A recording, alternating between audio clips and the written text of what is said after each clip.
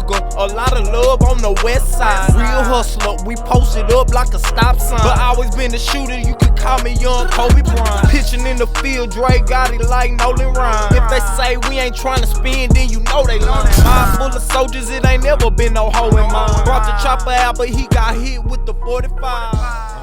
I don't think that people realize how much money you can really make off of rap. Like, if you really buckle down and do what you need to do and, you know, apply self-discipline, you can really go get a bag way more money than selling drugs and doing all of that shit without the risk, because this is legal. You ain't got to look over your shoulder and do all of that shit. Yeah. It's the new dope game. So, I know you personally, and I would say you a real nigga. And I know that you have been rapping for a minute, but you haven't like jumped in that lane where you brushing shoulders with rappers and you always, you know, in the mix with them and around them. Do you feel like that's something that you think about, not worry about, but it crosses your mind that, wow, I'm hopping in a game that it's not a lot of real niggas and you know it's gonna be some fuck shit and a lot of fuck shit that's accepted? Yeah. I mean, I go by energy anyway. So like I ain't the type of person that I don't care if I knew them for years. Like if I come around you, your energy and spirit don't match mine, or I'm feeling some type of way spiritually when I'm around you, shit, we ain't gonna be around each other. Cause I know how I react when I let that side, you know what I'm saying? So like, nah. Yeah, because sometimes it gets hard for quote unquote real niggas to adapt, because you get in this shit and you be like, wow, 90% of these motherfuckers is clowns. Yeah. And sometimes it be kind of hard for people to adapt. And some people, I've seen people stop rapping because of that. I mean, I'm mentally strong for that. Like I say, I had to go through the trials and tribulations I did because it had to build me and prepare me for like now, like. Like I mean, when I was in prison and stuff, I had to take orders from people way younger than me, and I'm younger at the time. So like, it's a humbling experience. Like every little situation the street nigga gotta go through, and it's either he gonna take it and run with it, or shit he gonna keep doing the same thing. Stupidity, you know what I'm saying? Yeah. So how long you been rapping, and like when did you start taking it like serious? Would you say? Because I heard you say you was rapping in school already. Yeah, I've been rapping since I was like 10, 11 years old, like on the little tape recording all that. You know what I'm saying? But like taking it serious, I say when my bro first died, that's really when I started taking it serious. But then shit, nigga fell back up in them streets and shit. And it really ain't. And when was that? Like that was a couple years ago. Like what? 2 years ago? Yeah, Committed Loyalty, Volume 1. Yeah, this one, Volume 2, is just called Emotions. CTL, Volume 2. Yeah. But yeah, that like with that one, some people say I still need to put songs and stuff on it, but like you know how it is when you make new music and all that. You feel your like next song you feel like is always your better song. Yeah. Yeah, people whose songs pop usually be the ones that they don't like, or the ones they kind of put on the back burner. Those are the ones that go on to make millions of dollars and shit like that. So, you definitely gotta trust yourself. Would you say that when you record and make music, have you ever like second guessed yourself, like I don't know if this hit or not, or are you like confident like all my shit hit? Like I mean, all the time I be like that. I ain't gonna say like music period is poetry to me. So like some people gonna feel it, some people not. You know what I'm saying? That's like with anything, but like I feel like I got to pressure myself more because I know, you know what I'm saying, anybody, like most of this stuff on the radio and stuff, like I know I got something way more than that, but it's like the way I approach the game with it, like ain't nobody want to be hearing about, you know what I'm saying, like the street shit on what you're going through and all that shit, but if you really put it in their face in a different way, you know what I'm saying, I ain't got no choice, you know what I'm saying, like. I think it's a lane for that. I think that, you know, if they have Broadway, for example, I'm sure somebody told them, don't nobody want to hear no sad ass shit every single song, but they do, you know, so I feel like even with street shit, yeah, it's good that you want to be versatile, but I do feel like this is rap. It's always going to be a lane for that. Like, facts. You just got to be careful with that because sometimes the street shit leads to street shit. So, you know, sometimes you see like rap beefs and shit like that. Oh yeah, I mean, I be looking at it though, like I be peeping into all that shit, and I'm like shit. The street shit leads to street shit. Dolph just died. So when he died, like, what was like? Where was you at? What was you doing? Like, it was like, cause I know I was like, this is cap. This got to be a lie, not Dolph. You know what I'm saying? I think either my tea lady or my tea lady, I was watching the news and stuff. Like either my tea lady or my old lady say y'all died, and you know, they say somebody died, they ain't died. So I get on the social media, he died. I was like, shit. I bet it was some more shit going on. You know what I'm saying? Come to find out had happened all that. Like, I don't care. It's a lot of rappers, it seems like, dying at a faster rate than I remember, like, when I was growing up. I think they get too comfortable. Like, even if you show love to the streets, they ain't gonna love you like you think they love you. Like, shit, I wouldn't have been even if one day, like, shit.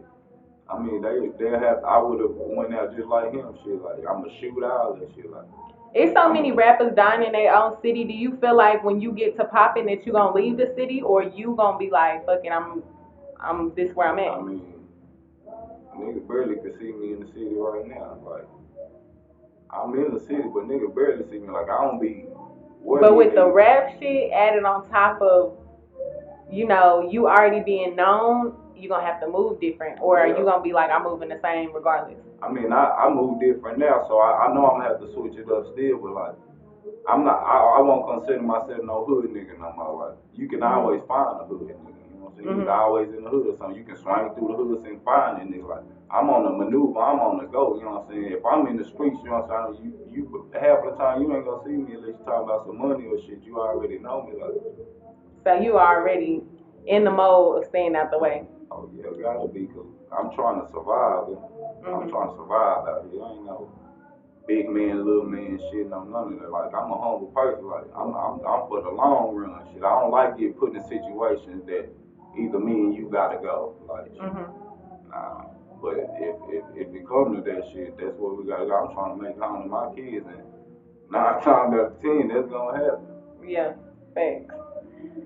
So, what do you have coming up after the mixtape? Do you have like a plan? Like, do you plan to do more shows, go on tour? You kind of going with the flow right now?